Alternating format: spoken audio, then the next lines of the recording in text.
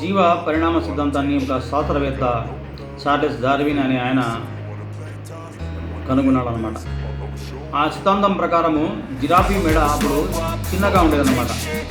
పెద్ద పెద్ద చిటారు కొమ్మలను అందుకోవడానికి జిరాఫీ మెడ ఆ రోజుల్లో అంటే పూర్వం అది సాధించేదనమాట, అంటే ప్రయత్నం చేసేదనమాట. ఆ ప్రయత్నం చేసే భాగంలో జిరాఫీ మెడ రాను రాను కాలక్రమేణా దాని మెడ పొడవుగా వచ్చిందని చెప్పేసి ఆయన ఒక థియరీ ప్రతిపాదించినాడు చార్లెస్ డార్విన్.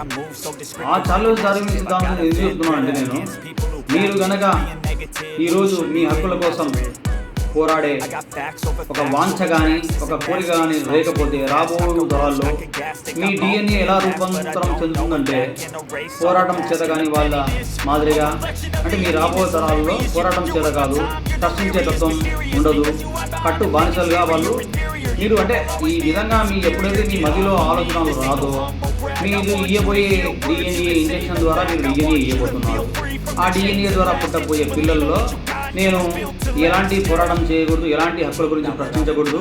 ఏ విధంగా అయితే జిరాఫీ తన అవసరాలకు అనుగుణంగా మెడ పెరిగిందో మీ పిల్లల్లో కానీ ఈ పోరాటం కానీ ఏదైనా ప్రశ్నించాలి, హక్కుల కోసం మనం కథం తొక్కాలి అనే ఆలోచనలు రావు. కాబట్టి మీరు ఒకసారి ఆలోచించుకోండి. మీరు కామ్గా నేను నాకెందుకులే నేను కామ్గా ఉన్నాను అంటే మీరు రాబోయే తరాల్లో మీరు ఎలాంటి డిఎన్ఏ ప్రవేశపెట్టబోతున్నారు ఇంజెక్షన్ ద్వారా అనేది మీరు ఒకసారి తెలుసుకోండి.